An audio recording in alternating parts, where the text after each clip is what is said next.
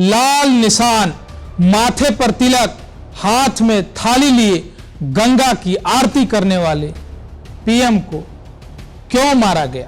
पूरी सच बताएंगे पूरी बात। आखिरकार कैसे उसने कबूल लिया कि हत्या उसी ने की है?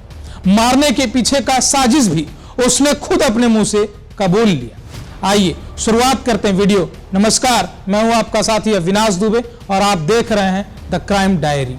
जापान के पूर्व प्रधानमंत्री शिंजो आबे की एक चुनावी कार्यक्रम के दौरान शुक्रवार को यानी आज गोली मारकर हत्या कर दी गई। पहले यह वीडियो देखिए कि इतनी कड़ी सुरक्षा के बीच जो देश के सबसे लंबे समय तक प्रधानमंत्री रह चुके हैं, इतनी कड़ी सुरक्षा उसके बावजूद इस व्यक्ति ने घुसकर गोली मारी। पश्चिमी क्षेत्र में पीछे से 2 बार गोली मारी गई, जिससे उनकी मौत हो गई। क्योडो न्यूज एजेंसी ने बताया कि आबे की गर्दन के दाहिने हिस्से में बंदूक से गोली लगी, जिससे उनके सीने में आंतरिक रूप से खून बह रहा था।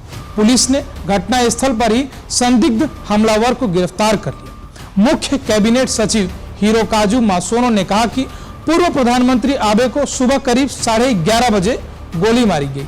तस्वीर आप देख रहे हैं, सीधा टीवी स्क्रीन पर मैं आपको दिखा रहा हूं कि किस प्रकार एक हत्यारा जो है घुसता है और सीधे पूर्व प्रधानमंत्री शिंजो आबे को गोली मारता है। इतनी कड़ी सुरक्षा के बीच आखिरकार ये चूक कैसे हुई, ये बड़ा सवाल उठता है और जापान जैसे देश के लिए तो और बड़ा सवाल उठता है। एक व्यक्ति को मौके पर ही हिरासत में भी ले लिया गया।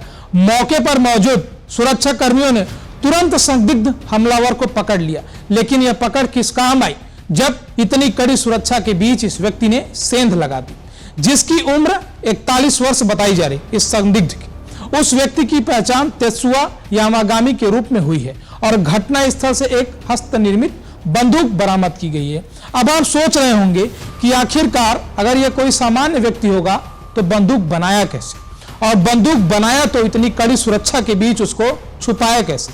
जापान जैसे शहर में, जापान एक ऐसा देश जहां पर लोग जानते हैं कि यह देश सुरक्षा के मामले में बहुत कड़ा है, ऐसे जगह पर वहां का कोई व्यक्ति बंदूक अपने हाथों में लिए कड़ी सुरक्षा के बीच घुसता है और पूर्व प्रधानमंत्री को मौत के हवाले कर देता है। टीवी फुटेज में देखिए, टीवी फुटेज जरा। टीवी फुटेज में आबे के सुरक्षा डिटेल से लेकर तमाम चीजें उपस्थित थी। सूट पहने पुरुषों को जमीन पर हमलावर को पकड़ते हुए भी दिखाया जा रहा है। हमलावर 3 साल तक नौकरी कर चुका है सेना में। बड़ी बात बता रहा हूं आपको, पुलिस ने हमलावर के बारे में अधिक जानकारी अब तक नहीं दी है, लेकिन जितना भी है मैं आपको बताने का प्रयास करता हूं। जापानी मीडिया रिपोर्ट में कहा गया कि संदिग्ध Japan maritime self defence force का पूर्व सदस्य है। जी हां, आप सही सुन रहे हैं, मैरीटाइम सेल्फ डिफेंस फोर्स का यह हत्यारा पूर्व सदस्य रह चुका है। अब एक बात तो क्लियर हो चुकी होगी कि इसको कितना आसान रहा होगा सेल्फ बंदूक बनाना और पूर्व प्रधानमंत्री तक पहुंचना, क्योंकि डिफेंस में बहुत सारी चीजें बताई जाती हैं, बहुत सारी चीजें ऐसी सिखाई जाती हैं ताकि सुरक्षा में खुद पूर्व प्रधानमंत्री तमाम जो स्पेशल लोग रहते हैं उनको कैसे सुरक्षित रखा जा सकता है, शायद उसी का फायदा उठाया जाए। बताया जाता है कि संदिग्ध ने 2005 तक सेना में 3 साल बिताए थे। आरोपी ने खुद बनाई थी बंदूक। गोली मारने के बाद भागने की भी कोशिश नहीं की, जैसा मैंने जिक्र भी किया। राष्ट्रीय प्रसारक NHK ने पुलिस के हवाले से कहा कि माना जा रहा है कि संदिग्ध शूटर ने बंदूक खुद बनाई थी। जब सुरक्षाकर्मी हमले की जगह पर हमलावर को पकड़ने की कोशिश कर रहे थे, उन्होंने यानी हत्यारे ने भागने की कोशिश नहीं की।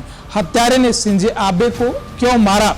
जैसा कि मैंने शुरुआत में कहा, इसी सवाल का आप जवाब ढूंढ रहे थे। अब जवाब सुनिए। NHK द्वारा पुलिस को यह कहते हुए सूचित किया गया कि बंदूकधारी ने अपना अपराध स्वीकार कर लिया है और कहा कि उसने आबे को मारने की कोशिश की क्योंकि वह उससे असंतुष्ट था। अब आप सोचिए कि असंतुष्टि का इतना बड़ा परिणाम भुगतना पड़ा पूरे जापान को। आज पूरा जापान हैरान है इस बात से कि आखिरकार इतनी कड़ी सुरक्षा, इतना बड़ा देश जिसमें कभी भी ऐसे असुरक्षा कभी देखने को नहीं मिली, वहां पर इतनी बड़ी चूक कैसे हो गई। और जवाब में आया कि वह सिर्फ असंतुष्ट था। आगे सुनिए एक और रिपोर्ट। क्योडो के ने बाद में पुलिस का हवाला देते हुए बताया कि शूटर ने कहा कि उसे आबे के राजनीतिक मान्यताओं के खिलाफ कोई शिकायत नहीं है। जब कोई शिकायत राजनीति से नहीं था तो आखिरकार शिंजो आबे को इस हत्यारे ने क्यों मारा? एक बड़ा सवाल है। सवाल यह भी है क्योंकि राजनीतिक घराने से संपर्क रखते हैं, दादा बाबा से लेकर तमाम लोग जो है राजनीति से जुड़े रहे शिंजो आबे के। इसके बावजूद भी आखिरकार क्यों मारा जब राजनीतिक कोई संबंध नहीं था इस हत्यारे का और शिंजो आबे का? ये बड़ा सवाल है। हालांकि अब तक इस मामले पर और बड़ी बातें सामने अब तक नहीं आ पाई हैं। जैसे जैसे आती रहेंगी हम आप तक पहुंचाते रहें। लेकिन जाते जाते एक और बात शिंजो आबे के बारे में बताते जाते हैं। देश के सबसे लंबे समय तक प्रधानमंत्री रहे 67 वर्षीय आबे को पश्चिमी जापान के नारा में यानी शुक्रवार को आज भाषण शुरू करने के कुछ मिनटों बाद ही गोली मार दी गई। जो तस्वीर में आप सीधा देख पा रहे हैं कि किस प्रकार से हत्यारा घुस रहा है और आसानी के साथ हैंडमेड बंदूक के साथ गोली मारता और निकल जाता है। एहसास भी नहीं होता है सुरक्षा के लोगों को कि आखिरकार ये हम लोगों के बीच का आदमी है या कोई दूसरा है। उन्हें विमान से एक अस्पताल से ले जाया गया, लेकिन उनकी सांसें नहीं चल रही थी और उनकी हृदय गति रुक जाने से मृत्यु हो गई क्योंकि खून बहुत ज्यादा बह चुका था। अस्पताल में बाद में उन्हें मृत घोषित कर दिया गया। आबे 2020 में स्वास्थ्य संबंधी समस्याओं के कारण इस्तीफा देने से पहले देश के सबसे लंबे समय तक प्रधानमंत्री रहे। दुनिया के सबसे सुरक्षित देशों में से एक माने जाने वाले जापान में इस घटना ने लोगों को पूरी तरीके से स्तब्ध कर दिया है। या यूं कहें कि सिर्फ जापान ही नहीं, इस समय 127 से अधिक ऐसे देश हैं जो शिंजो आबे की इस घटना पर पूरी तरीके से स्तब्ध है। आखिरकार प्रधानमंत्री एक बड़ा पद होता है किसी भी देश के लिए।